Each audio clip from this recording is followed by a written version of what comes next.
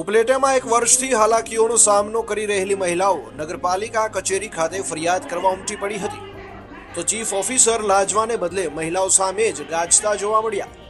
શહેરના દ્વારકાધીશ વિસ્તારમાં છેલ્લા એક વર્ષથી ખુલ્લા પ્લોટમાં કાટમાળ હટાવવા માટેની ફરિયાદ કરી હતી, જેમાં એક વર્ષ સુધી ફરિયાદનું કોઈ જ નિરાકરણ નહીં આવતા મહિલાઓ રણચંડી બની હતી અને પાલિકા કચેરી ખાતે રોષ સાથે ફરિયાદ કરવા પહોંચતા તું મેમે જેવા દ્રશ્યો સર્જાયા હતા। જુઓ ઉપલેટાથી આશીષ લાલખિયાનો રિપોર્ટ।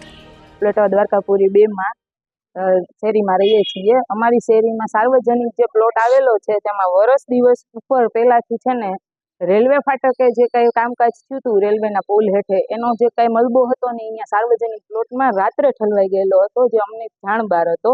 એ પછી અમે જ્યારે રજૂઆત કરી તો અમને એવું કીધું હતું કે અરજી આપો, બધાની સહીઓ લઈ આવો। અમે બધું લીગલી કાર્યવાહી, કાનૂની કામગીરી તરીકે બધું લીગલી કર્યું હતું અને અમે લીગલી અરજી આપેલી છે। 3-4 વાર અમે રૂબરૂ આવ્યા છીએ અરજી લઈને કે ભાઈ અમારી આ વસ્તુ ચોમાસા પહેલા ઉપાડો। ગયા ચોમાસે અમે કીધું હતું, ગયા ચોમાસે આ વસ્તુનું નિરાકરણ નહોતું મળ્યું। આ વખતે અમે ચોમાસા પહેલાથી લગભગ 3 મહિનાથી 4 મહિનાથી અમે કહીએ છીએ કે તમે આ ઉપાડી લો। ત્યાંથી જનાવર નીકળે છે, બધા ચંદનગો છે, નાગ છે અને ત્યાં એટલા બધા ઉંદરનો ત્રાસ છે। આજે અમે અહીંયા આવ્યા હતા, કહેવા માટે આવ્યા હતા કે ભાઈ આ રીતે કરી દો એમ। અમે અરજી તમે જે કંઈ બી માંગ્યું હતું અમારી પાસે એ બધું અમે તમને આપી દીધું છે કાગળિયા, તો તમે હવે એનું શું છે, તમે કેમ નથી ઉપાડતા એના માટે? તો થઈ જશે, અમારી પાસે વાહન નથી, વસ્તુ નથી કરીને અમને કહે છે। હવે આજે અમને અત્યારે એવું કહીને કીધું છે કે અમે કરી દેશું, પણ લાગતું નથી કે હજી આ વસ્તુ થશે। આ ખુલ્લા પ્લોટમાં પડી રહેલા કાટમાળમાંથી ઝેરી જીવજંતુઓ નીકળવાની પણ સ્થાનિકોએ ફરિયાદ કરી હતી।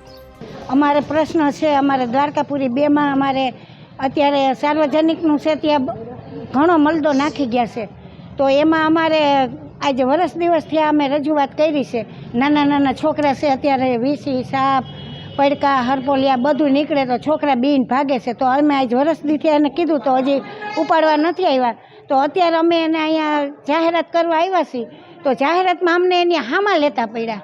તો હવે અમારે કે અમે તમને પરમદી કાલનો વાયદો આપ્યો છે બપોર પછીનો, તો હવે કાલ બપોર પછી ઉપાડે એવું તો અમને નથી લાગતું। એને એમ કીધું કે કાલે નકર પરમદી, કે પરમદી નહીં, અમને કાલે જ બપોરે સાઈન કરી દો, તો એ કે એ કંઈ નક્કી ના કહેવાય, એને એમ કીધું। રજૂઆત વર્ષ દિવસ થયા। માગણી અમારે આ બધો કચરો ઉપાડવાની, બધી સાર્વજનિકમાં મલદો પડ્યો છે, અખડી ઠકડી બધું ત્યાં નાખી જાય, કારણ કે થોડોક મલદો પડ્યો એટલે બધાય નાખી જાય, એટલે રાતે નાખી જાય, દિવસના હોય તો અમે ધ્યાન રાખીએ કે આ નાખવા ના દે, પણ હવે આ જે કર્મચારી છે એ બધા જ નાખી ગયા છે ત્યાં।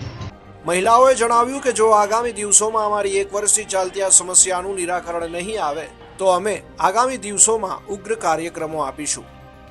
અમારે હું દ્વારકાપુરી 2 માં રહીએ છીએ અને અમારી જે સમસ્યા છે એ સમસ્યા લઈને અમે નગરપાલિકામાં આવ્યા, રજૂઆત કરી, પણ એ લોકો રજૂઆત સાંભળવા માગતા નથી, સામેથી અમારી જોડે બોલવા માંડે છે। અમને સરખો જવાબ તો આપવો પડે ને। અમને કાલનું કીધું છે, કાલ સુધીમાં જો નહીં અમને સફાઈ કામદાર કરી આપે તો અમે પછી ગમે એ નિર્ણય લઈશું।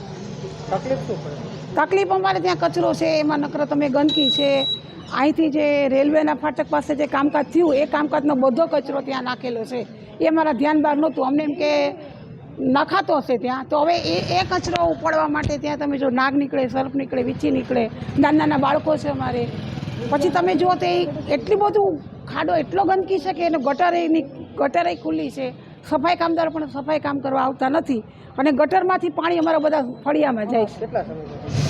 1 વર્ષ થયું, અમે આ 4થી વાર આવ્યા છીએ।